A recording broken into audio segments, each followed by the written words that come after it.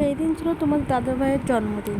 তো বাড়ির কাউকে বলা হয়নি, আর ছোটো করেই করেছি। আর বাচ্চা খুব ছোটও ছিল আমার, তখন অনেক ছোট্ট ছিল, তখন ওর সবে মুখে ভাত হয়েছে। আর সেই পরেই মাসেই তো তোমাদের দাদাভাইয়ের জন্মদিন ছিল। তো সেরকম খরচাপাতি যেহেতু মানে একটু টাকা পয়সাও শর্ট ছিল, তাই সেরকম বড় করে করা হয়নি, অল্প করেই করেছি। পাশে একটা বৌদি ছিল, ও একা থাকে, তো এই বৌদিকে ডেকেছি আর দিদির মেয়েকে ডেকেছি, আর আমরা এই কজন বাড়িতে। ব্যাস খালি কেকটাই কাটা হয়েছিল, আর কিছুই করা হয়নি। মা বাবাকে তো বলাই হয়নি, বলেছিলাম বলে মা একটা গেঞ্জি কিনে এনে দিয়েছিল তোমাদের দাদাভাইকে।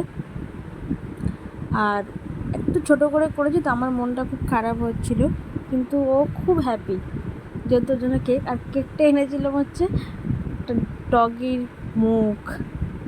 হ্যালো, ও বললো এই কেকটা কেন ডগের মুখ এনেছো? হ্যালো এমনি, কিন্তু কেকটা যেহেতু খুব সুন্দর ছিল, আর মাথাও ওরকম কিছু আসেনি যে কুকুরের কেন কেক নিচ্ছি, বা সুন্দর লাগছে নিয়ে নিয়েছি।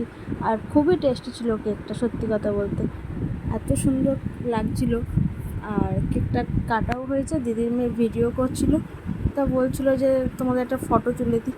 তা আমি ওকে খাওয়াচ্ছি কেকটা কেটে, আর ও ফটো তুলে দিচ্ছে। তারপরে বন্ধুরা তোমাদের কি বলবো, তোমরা এক্ষুনি দেখতেই পাবে তোমাদের দাদাভাইয়ের মুখটার কি অবস্থা হবে।